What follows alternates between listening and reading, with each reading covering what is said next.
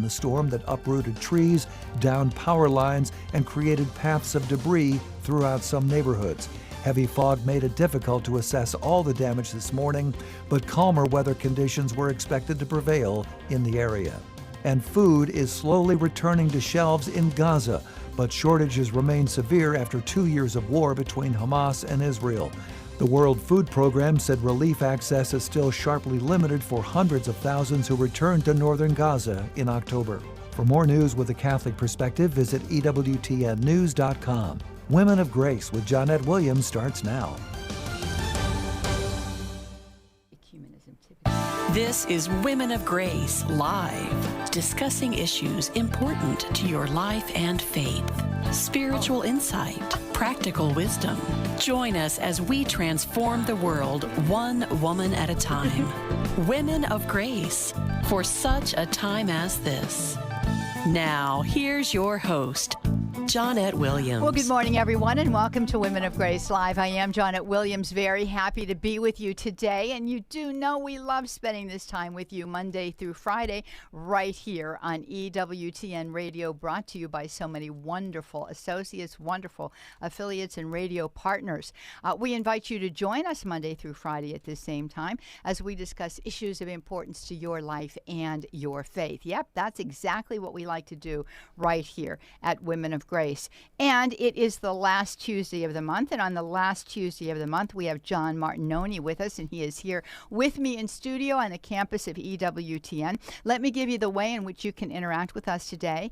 The number for you to call is a toll-free number if you're in North America. It's 833-288-EWTN. That's 833-288-3986 is the way that you can join us. If you're outside of North America, we have a number for you too. Country code 1-205-2 I forgot it there. Oh, there it is. Country code 1-205-271-2985. We've got so many numbers, but that is the one if you're outside of North America. Country code 1-205-271-2985. You can also join us through EWTN Radio's YouTube channel or Facebook page. Simply use the chat feature there and put in your question or comment. Your insight, inspiration, or word of encouragement. We'll get it retrieved up on the board. We'll be able to address it. And you can also text us. Oh, yes, you can. Text the letters EWTN to 58177. Wait for our response. Put in your question, comment, insight, inspiration, or word of encouragement. Tell us who you are, where you are, and how it is that you're listening to us. And certainly know that we'll get it retrieved and up on the board. And also be aware of the fact that data rates and message rates may apply in that way. We've got all kinds of things going on at Women of Grace. I'll be telling you about them as we move through the program. But I've got my buddy sitting right here, John Martignoni. Hi, John. Hey, Johnnette. How you doing? I'm doing really well. Thank you for asking. Are you looking forward to Thursday? I am. What are you and Janelle going to do? We go up to Huntsville, where I'm from originally. My family's still up there. This will be our first Thanksgiving without my mom. Aw. You know, she passed away in late August, 3 weeks shy of her 97th birthday. Oh my goodness, what a beautiful life. And it was. And she was mobile up until 2 days before she passed, and she was able to live in the home she'd lived in for 69 years. Gracious. So I just thought, you know, when it's my time, that's the way I want to go. Oh, I'll bet. Yeah, and for sure. But, you know, the firsts are always a little more difficult. Yeah. You know, as time moves on, we are able to appropriate the loss, you know, a little bit better during these very, very special moments on our calendar. But this might be a tough time. Is your dad still living? No, he passed away in the year 2000, about, 2 months after my daughter was born. Oh, my goodness. So we've got a picture of her sitting on his knee, you know, when she's 2 months old. It was just so cute. But so he's been gone for a while, but my mom, and we were actually kind of praying, and this might sound bad to some, but we were actually praying God would go ahead and take her, because she had lost like 90% of her sight, 90% of her hearing, and she didn't have Alzheimer's or anything, but just natural memory loss at 97. So we didn't want her to go completely blind and completely deaf at 97 years old. Yes, of course. course. I can't imagine what that would be like, especially with your diminished mental capacity. And so we were just praying in God's good grace. He, about 3-4 days before she died, she told my younger brother, she said, I'm ready. Yeah. I'm ready to go. Yeah. So. Wow, that's a beautiful thing. She lived a long time as a widow then. Yes. That's many, many years, between about 25 years. 25 years. Yeah, that's a long time. Share with us then, so are you going to be with other family up there? I'll have 3 sisters and my brother. Mm-hmm. So there were 6 of us all together. One of my older brother died 30 years ago, heart attack. So yeah, it'll be all of us, and then my kids. I'm the only child that has kids in the family. Oh my so goodness. I keep telling my kids, I said, be nice to your aunts and uncles. You're their only heirs. So. Well, that's one way to look at it, I suppose. Oh my gosh, that's funny. But the beautiful thing of that is that you're continuing the family tradition. Yes. And my sister is in Florida, and we try to get together at some point through one of the holidays. And she's come up here for Thanksgiving, and she's come up here for Christmas, I believe. And and we go to our children's homes too. But this year, Jack and I are going to be basically by ourselves for Thanksgiving. Oh, wow. Although I think that Robert works here at the network, and for all of your information, that's Jack's son, and he works at the network too, and he works overnights. But we're going to eat early enough so that he can at least eat dinner with us. But good. it's going to be a very quiet day for us, unlike most of those days. But it is a great opportunity, and I know when my parents were growing older in years, they just said to my sister and I, there's just the two of us, remember that you only have each other when we're gone, right? And they wanted to make sure that bond was in place, and through the grace of God it is. So it's a beautiful thing. It's a time for family. Yep. And friends, obviously as we near Thanksgiving Day, a lot of you are going to be experiencing what John is going to experience this year. It's the first holiday without someone that we love. But I just know that God has great blessings in mind for you to receive, and our Blessed Mother's maternal beatitude will be there to bring solace to your heart. We've got lots to talk about today. I've got some questions for you, and I know that we're going to get some calls, and we're inviting you to call us, 833-288-EWTN.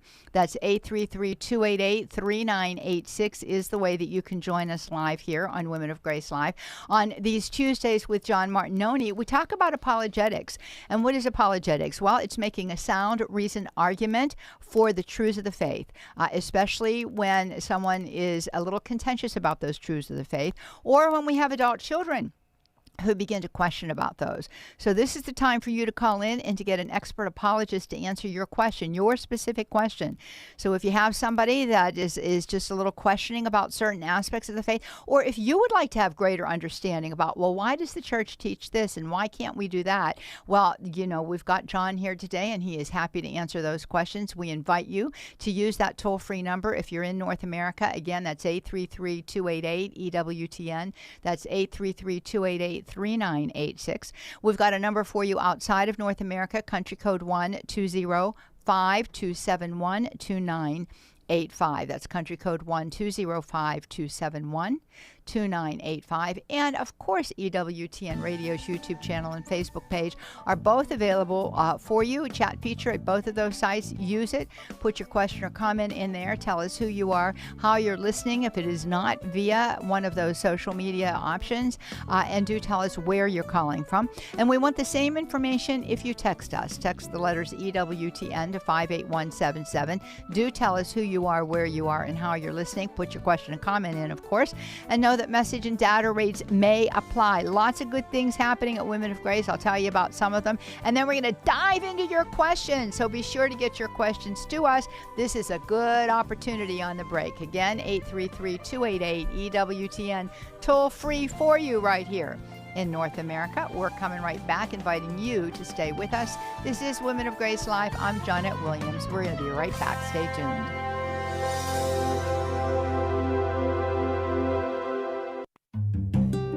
He is only one of 4 popes honored as the Great. Matthew Bunson and the Doctors of the Church.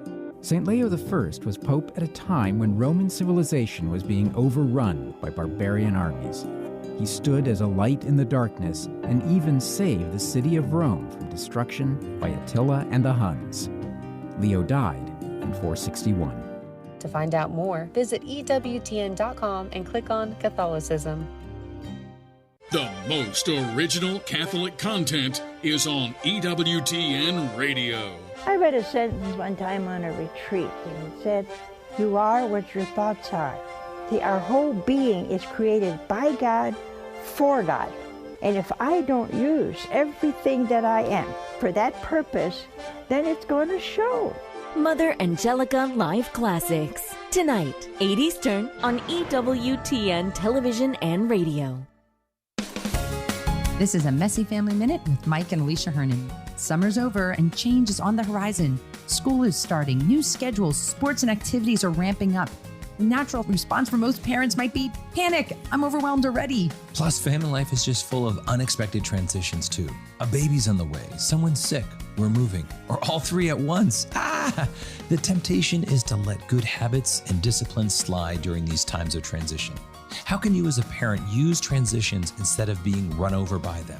In our family board meeting guide, we encourage families to define their family's values and cast a vision. Use times of transition to go back to those values and vision and refocus. Seize the moment to start a new habit or correct a bad one. And remember that our God is always there, offering us grace.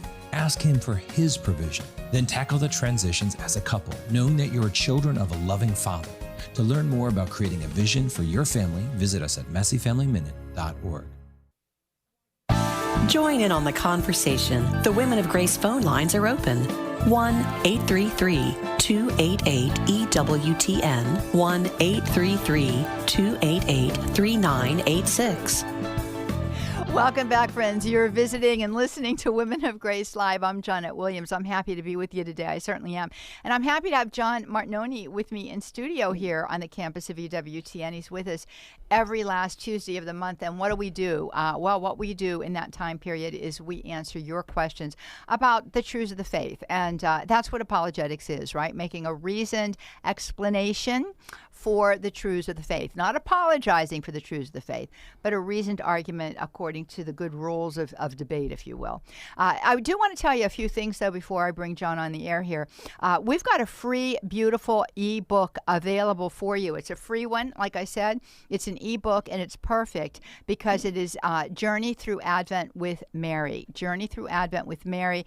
It is an Advent with Women of Grace e-booklet. All you do is come to our website, sign up for it. It's number one in the slideshow, and you will get it. You will get it immediately via your computer there. So we're inviting you to sign up for this beautiful e-booklet. We're very pleased about it, very happy with it, and I think it's going to really be a lovely journey through Advent if you make use of the opportunity that's available to you there. So get on out there and sign up for that. Wanted to share that with you. I'm so looking forward to this. I am going to be in Vieira, Florida. Yes, I am. I am going to be there beginning December the 7th through the 9th. On the 7th, which is the Sunday in the afternoon, I am going to be presenting to the women. And then in the evening on Sunday, and then Monday night as well, and then Tuesday night as well, it is their parish mission. And it's open to everybody. It's not just for the parish. So we're inviting you, if you're listening to me and you're in Florida, come on and join us there. Or if you feel like flying in from somewhere, of course you're welcome to come. I know it's going to be quite lovely. I've been just really working on preparing this, and I just know that the Lord has great blessings in mind for all of you to receive. The theme for the Women's Conference that happens on December the 7th from 12:30 until 2 is Prepare Ye the Way of the Lord. So ladies, we're going to be looking at how it is that we can prepare our hearts to receive the Christ child in a new way, a deeper way on Christmas. And then at the Advent Parish Mission is Journey of Grace faith, and hope. That has been the mission statement, if you will, for this Jubilee year for St. John the Evangelist Catholic Church, and we're going to close out that year with this theme for the parish mission. And so I think that the evenings are going to be beautiful. I've got a few very, very beautiful meditations lined up for this, and I just think it's going to be a spectacular time. So if you're on the west coast or the east coast of Florida, of course, it's easy breezy for you to attend. Central Florida as well. And listen, the east coast, or the west coast rather, not far away. I'm going to be traveling from the west coast, and I can tell you it's not far away. So we invite you to join us there. Then what a way to kick off your new year. Right here in the Birmingham, Alabama diocese. Woohoo! We are going to be at St. Mark the Evangelist Church for a beautiful weekend, January 9th and 10th, beginning on the evening of January 9th, which is Friday, and going on January the 10th until about 3 in the afternoon, maybe 3:30, I think it is. Be Set Free, Healing the Wounded Heart is the theme. It is open to men and women. It is going to be presented by Women of Grace and the Arise Worship Ministry here in the diocese, and I am so looking forward to this. It is going to be something quite special. So if you are in the Birmingham diocese, please do plan on joining us. If you're outside of the diocese, I know I've got friends that are talking about coming from Florida. You are welcome to come and spend this day and an evening with us. I know that God really wants to reach deeply into your heart and begin to heal perhaps some of those issues that you've been dealing with for a very, very long time. So those are two things coming up, and I'm really excited about that. I am also excited that John Martignoni is with me here. Hey, John, how are you? Doing well, Johnnette. It's getting a little chilly out there and a little wet, but none the worse for wear. Yeah, I have to admit that the rain woke me up. I don't typically wait. Yeah, it did me too. Did it? I mean, there were crashing thunder, and we're going to have them all day long. And it's very, it's a miserable day, and yet this is a good day to write, and that's what I'm going to be doing this afternoon. So it is. I'm kind of looking forward to that myself. But at any rate, I want you to tell everybody about the Bible Christian Society, which is your beautiful apostolate. Bible Christian Society is basically an evangelization and apologetics apostolate. If you go to the website, BibleChristianSociety.com, BibleChristianSociety.com, all sorts of free materials there. Audio, written materials. I've got, now I'm up to my 520th issue of my e-newsletter, Apologetics for the Masses. It's been going since... it's 21 years now. Wow, that's amazing. So I get about anywhere from 20 to 30 issues a year, on average once every other week.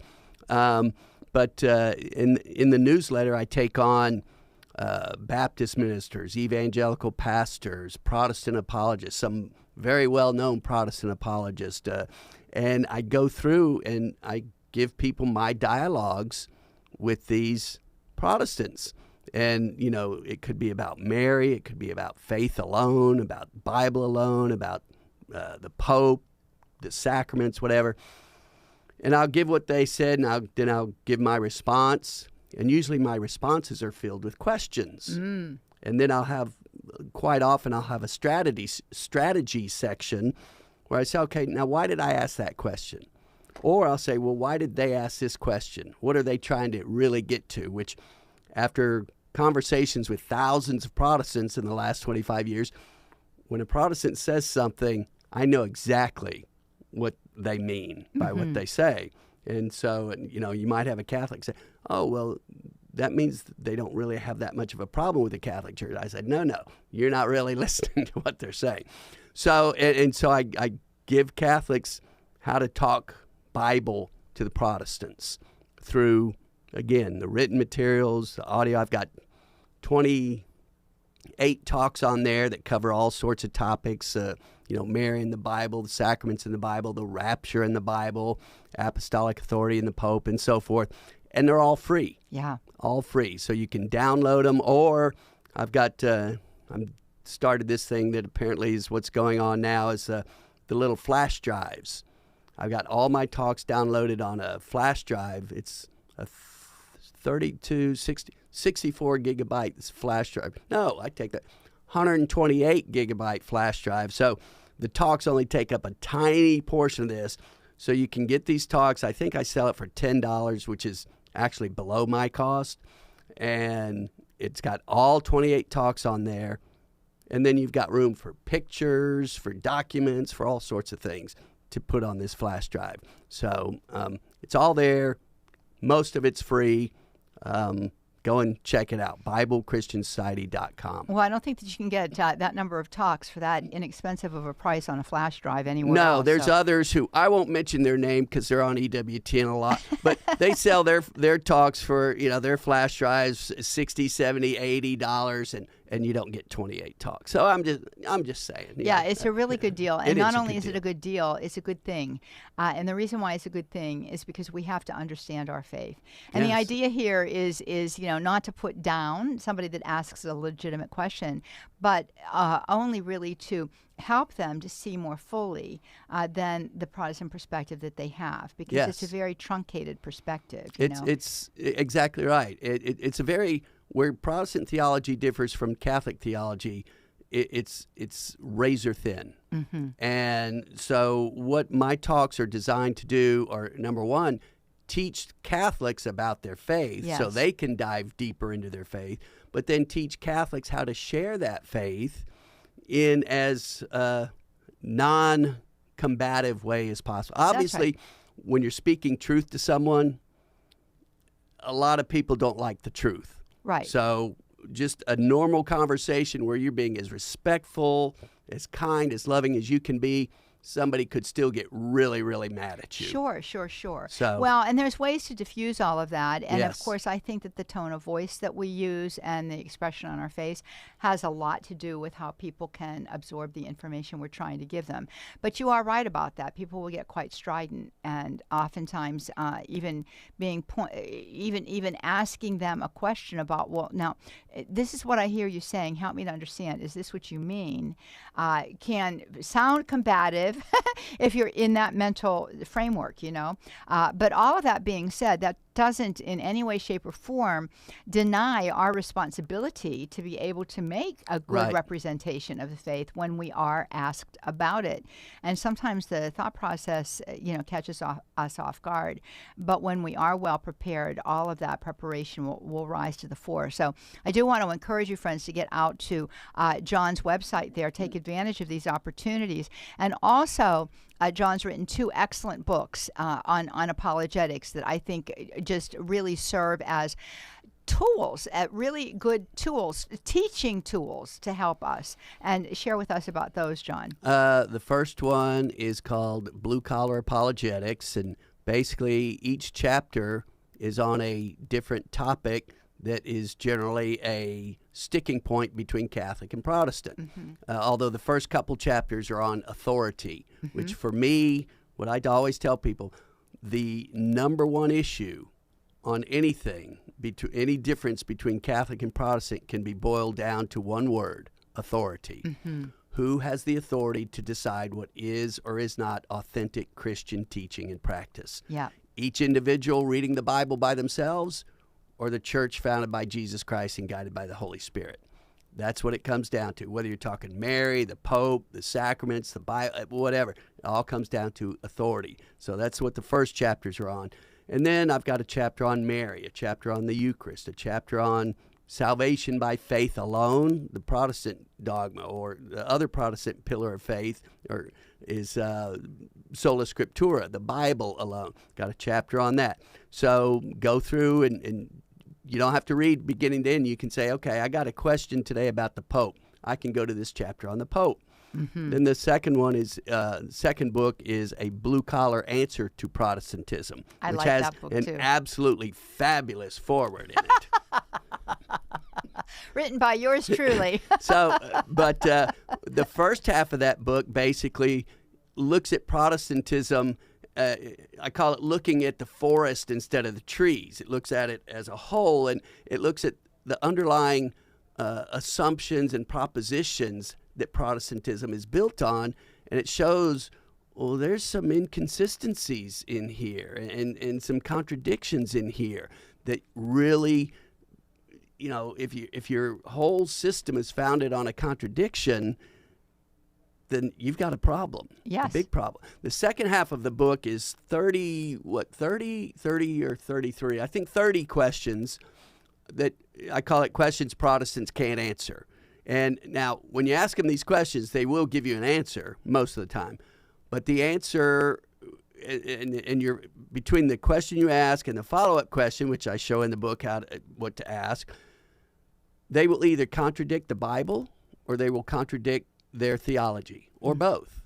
That's why it's a question they cannot answer and be consistent in their beliefs, which, again, it's not a gotcha question. No. It's to make them stop and think about what they believe and why they believe it. And ultimately, the whole basis for all of this, for the discussion, argumentation, whatever you want to call it, debate, what is the truth? Right. What is the truth? Right. Because if you're Baptist, I assume you want to know the truth. Yeah. You know, as a Catholic, I want to know the truth. And I always tell people, if you can convince me of one single teaching of the Catholic Church that is wrong, just one, I will no longer be Catholic. Because the church founded by Jesus Christ can't teach error. Right. In anything. Right. You know, in any doctrine or dogma or moral teaching, it cannot teach error.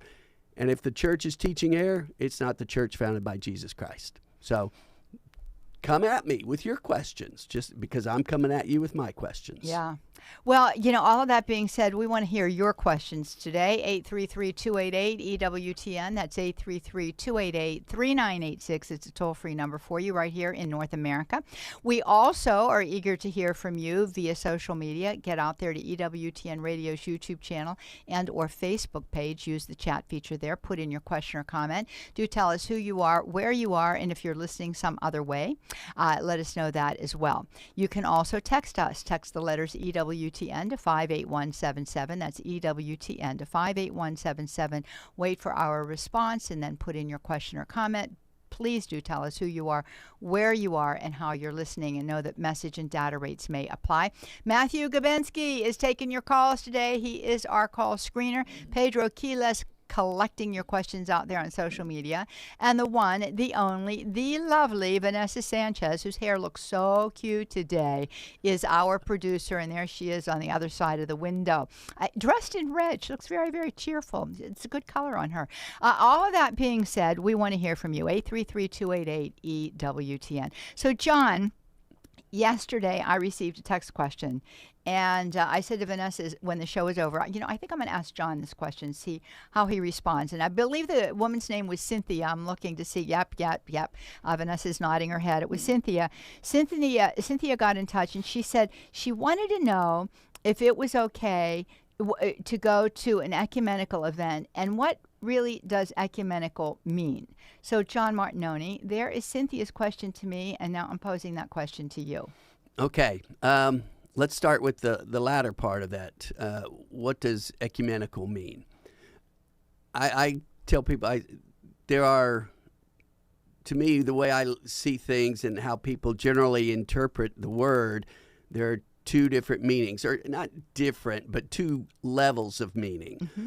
First level I call the more surface level, and I'll just read something I found on the internet here, which pretty much describes it. Ecumenism is the movement or effort to promote unity and cooperation among different Christian denominations. Mm-hmm. Okay, I call that the surface level meaning. Why? Because a lot of Catholics that I run into, they will tell me that apologetics is not ecumenical. Ah, interesting. Okay, because I'm trying to convert a Baptist or an evangelical or a Presbyterian or someone, and we need to respect their faith tradition, and just, you know, they're Baptist, they're fine.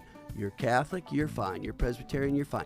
So, you know, apologetics goes against the grain. It goes against ecumenism in that respect, so they think. But, you know, that's the surface level of meaning of the word. Yeah. But there's a deeper meaning that I guess we'll get to in a minute. Yes, because you hear that music, and you know that means we are going to a break. And friends, we do want you to call in with your questions or comments, or you can also use social media like Cynthia did yesterday. The number to use toll-free here in North America is 833-288-EWTN. That's 833-288-3986. Or go to EWTN Radio's YouTube channel and or Facebook page and use the chat feature there. We're going to get your questions either way, and we are excited to receive them. We're going to be right back. Stay tuned.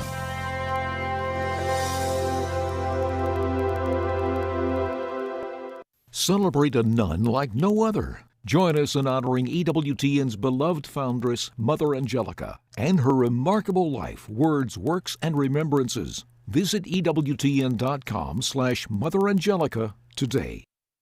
Become formed in the heart of our Mother with the Moments with Mary study series available through Women of Grace. This study series unpacks the beauty and mystery of our Blessed Mother. In the first study, Who is Mary? We answer that very question and come to know our Blessed Mother as never before. This 6-week study is one that you pray through. It can be used in a group setting or explored individually. With the purchase of your study guide, you will receive online access to study teaching videos with Johnnette Williams and Father Hugh Gillespie. Through these videos, enlightening articles, your daily time of prayerful meditation, and daily reflection videos with Johnnette, you will be immersed into the treasure that is our Blessed Mother.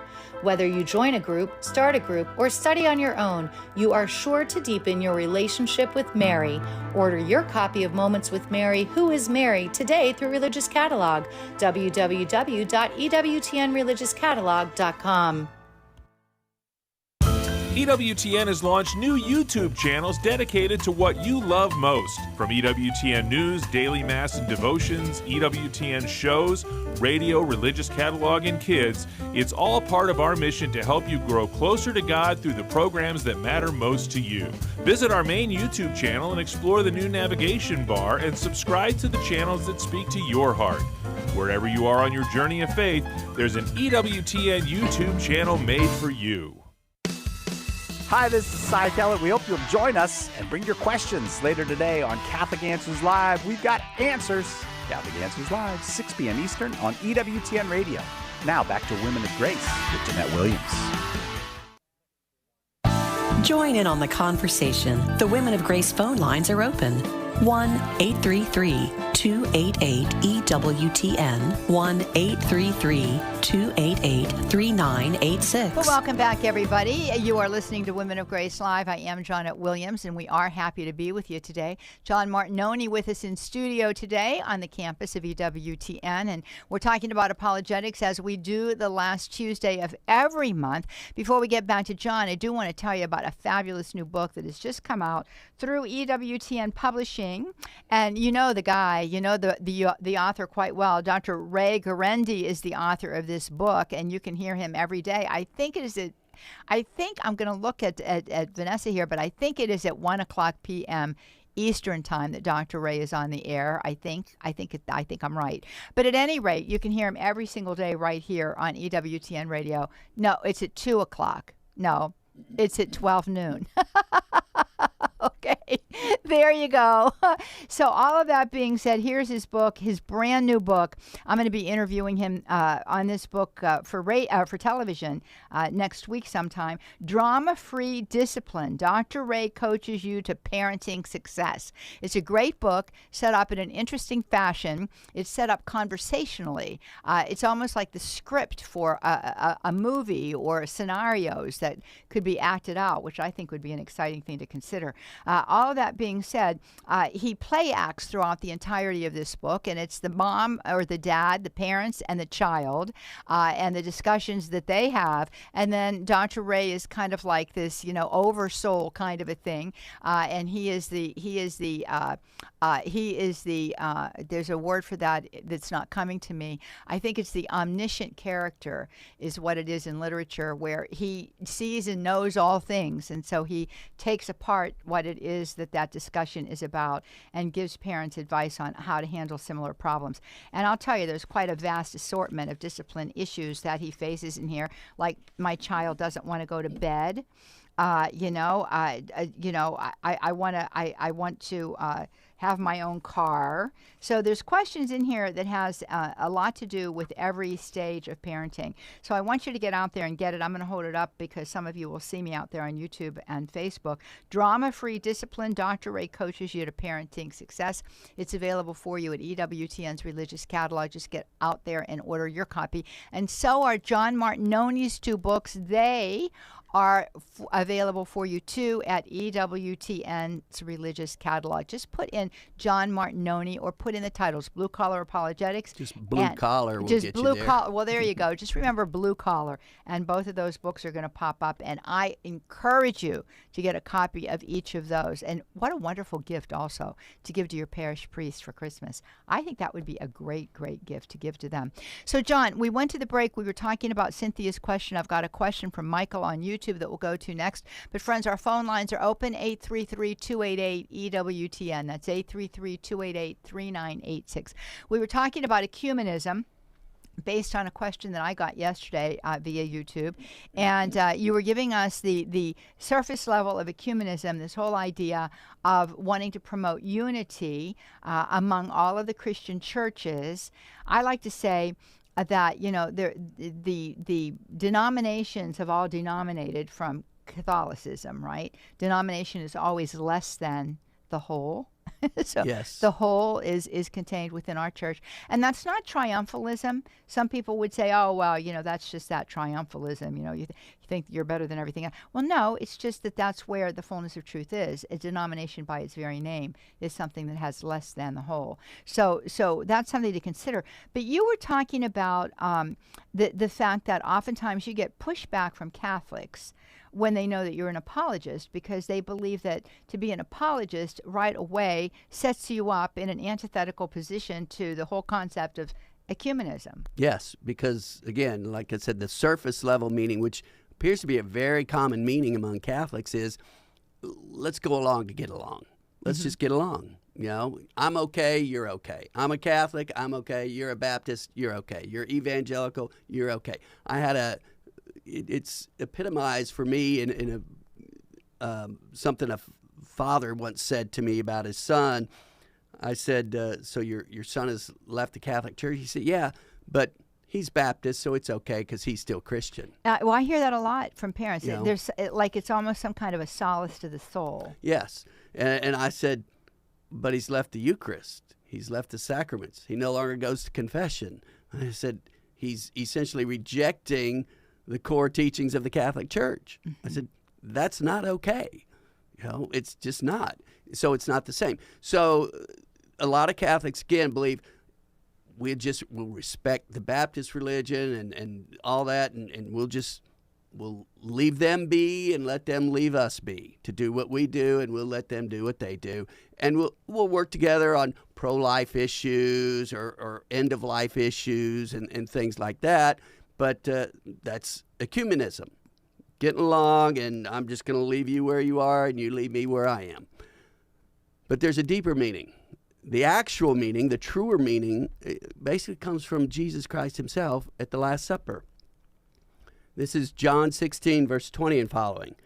Jesus is praying to the Father. He says, I do not pray for these only, but also for those who believe in me through their word. In other words, all Christians, that they may all be one, even as thou, Father, art in me and I in thee, that they also may be in us, so that the world may believe that thou hast sent me. Christian unity is what the world will see to believe in the Father and in Jesus.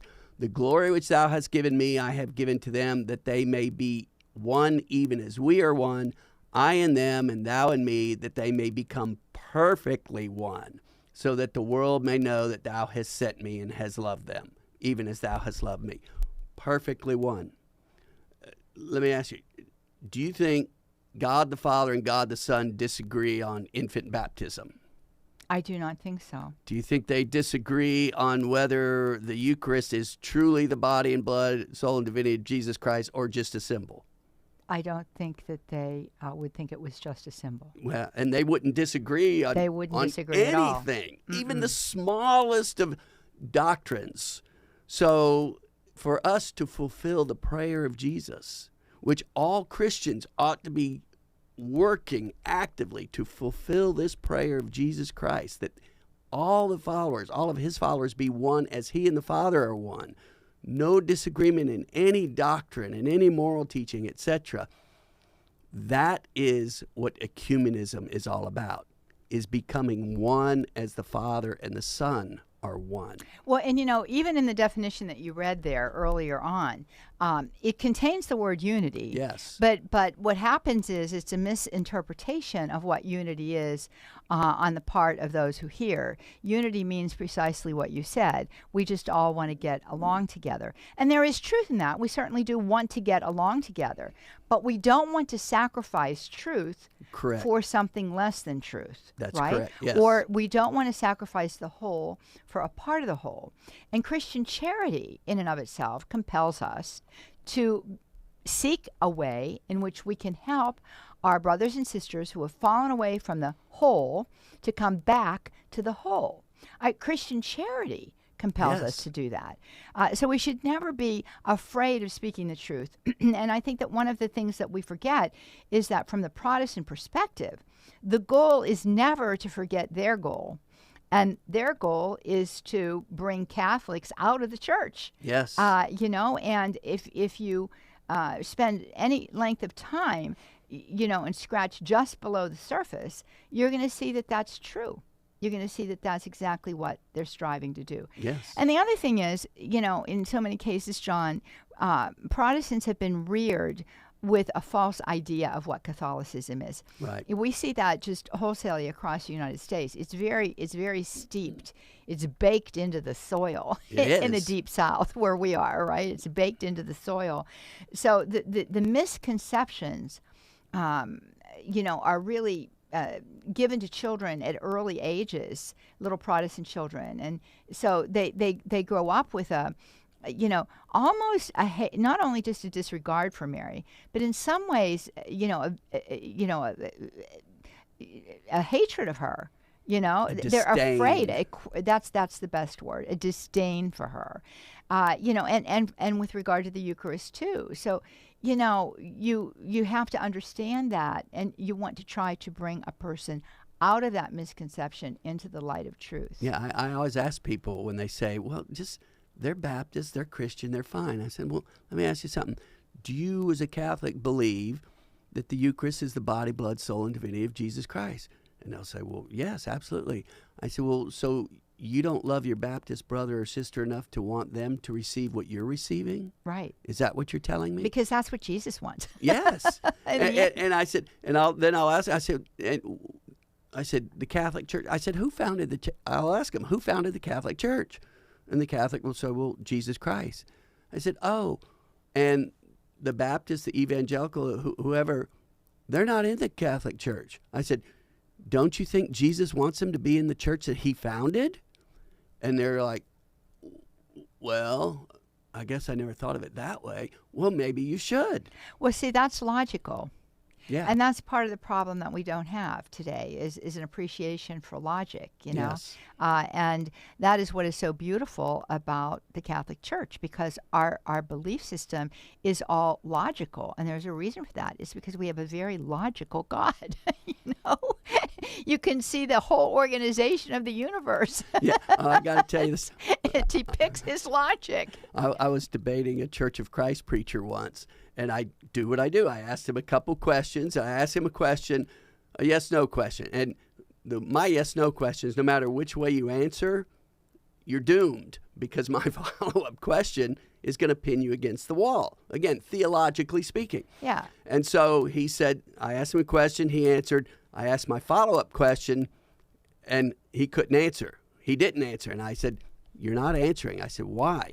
I said, because you have been backed into a theological corner. I said, you have no logical way to get out of that corner with your theology. And he looked at me, and this man was a computer scientist at NASA.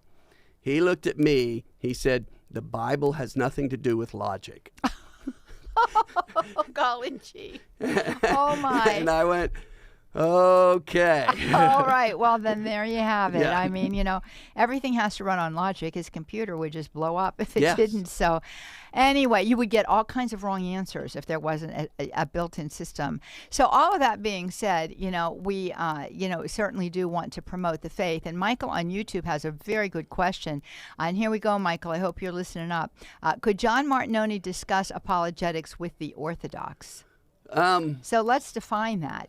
Well, the Orthodox, I assume he's talking about the Eastern Orthodox, like Greek Orthodox, Russian Orthodox, Bulgarian Orthodox. I think there's something around 16 or 17 individual Orthodox churches that fall under the broader umbrella of Orthodoxy.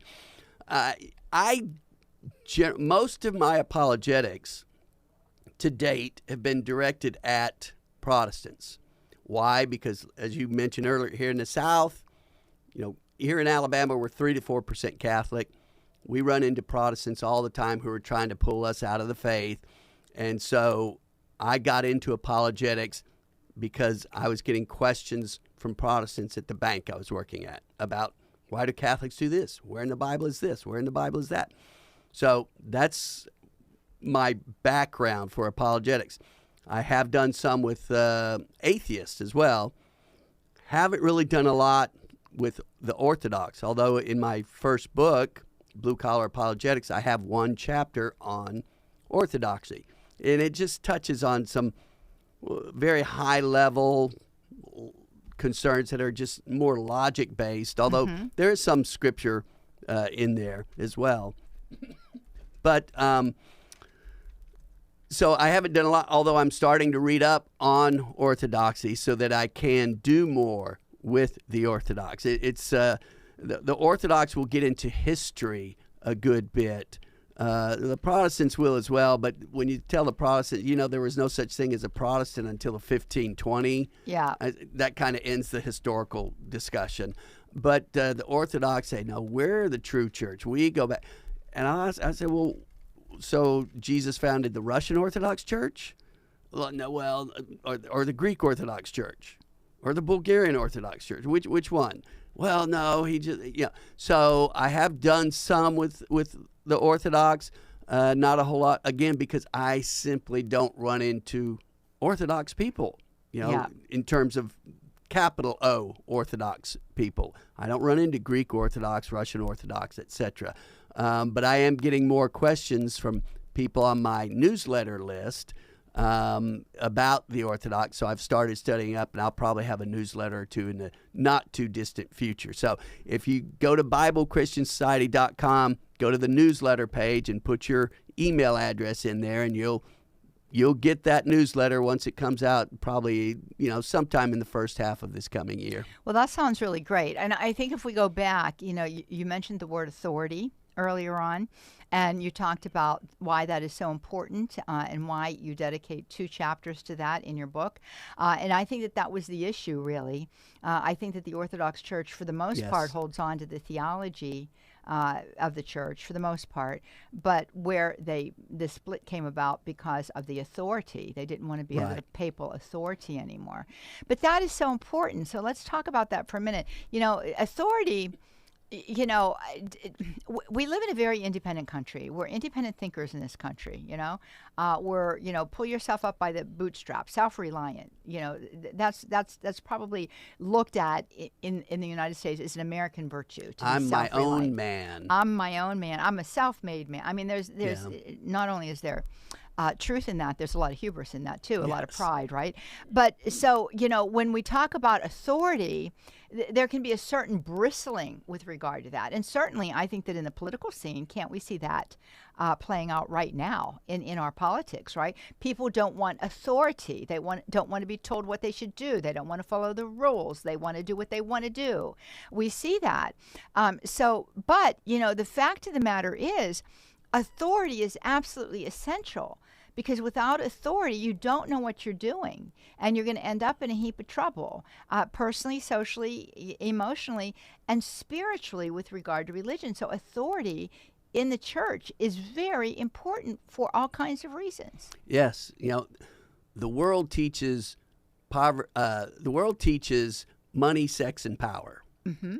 Catholic Church teaches, as opposed to that, poverty, chastity, and obedience. Yes, there's a big word. Obedience. And, the letter of Paul to the Romans, chapter 1 starts off about the obedience of faith. Chapter, I guess it's 16, closes with the obedience of faith. And so obedience is what we as Christians are called to. And like you said, as individualists, rugged individualists here in the United States, obedience? No. I don't have to be obedient to anybody, except maybe my wife. And God forbid they read in the Ephesians 5 in the church on women, obey your husbands. Whoa, we got to get rid of that one. But authority is it, and that's one of the things that in my chapter in my book on orthodoxy, I say, why haven't they had an ecumenical council since they split from the Catholic Church?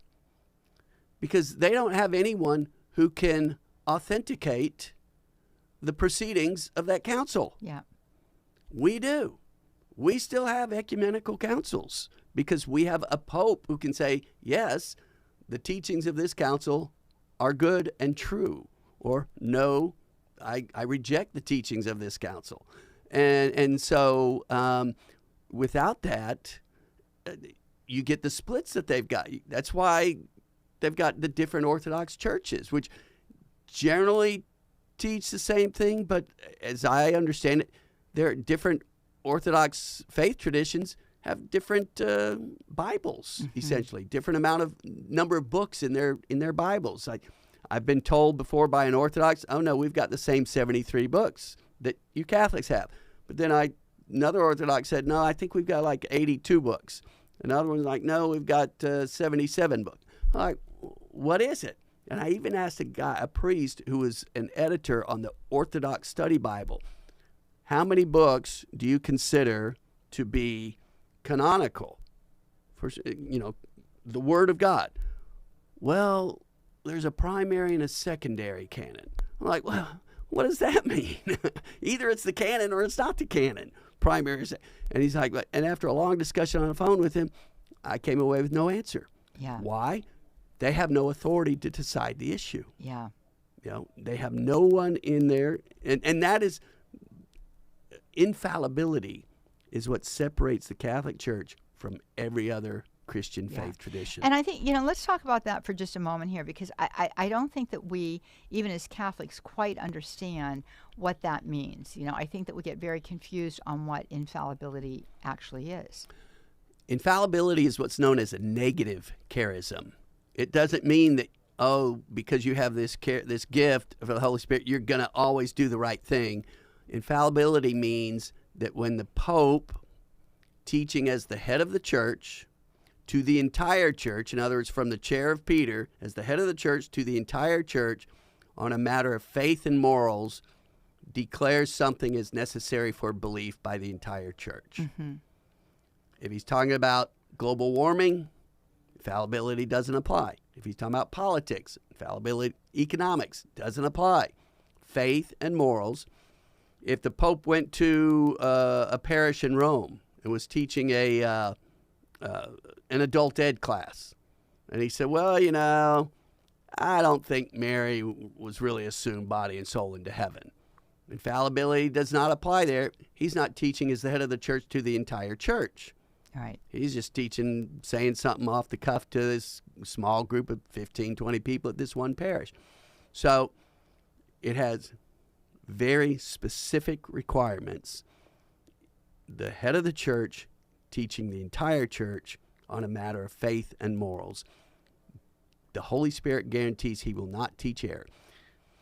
If we did not have infallibility in Christianity somewhere, then all of Christianity would be, this is our best guess. Yeah. And subject to opinion. Yes, exactly. It would be very, once again, we would get back to whoever can make the best argument. That's right. And the interesting thing about that as well is that, we call that ex cathedra when he's speaking from the chair of Peter is what that means. But that's rare. It doesn't happen all the time. Some popes never speak from the chair of Peter, right? It's rare. And as you say, It is completely regarding faith and morals. So, well, really good teaching today, John. Thank you so much for being with us. Enjoyed it as always, Well, Johnnette. thank you. And we invite you to get out to John's website. Give us the website address again. BibleChristianSociety.com. Check out the apologetics pages, the newsletter page, the free downloads, audio downloads. Most everything there is free. And if you want John to come and speak in your community, at your church, for example, just get in touch with him via the website, Correct. right, John? So do that and invite him to come. He goes out all of the time, speaking all over the place. Very, very helpful for all of us as Catholics. Get out to his website, and don't forget, get his books, EWTN's Religious Catalog. God bless all of you now. Bye-bye.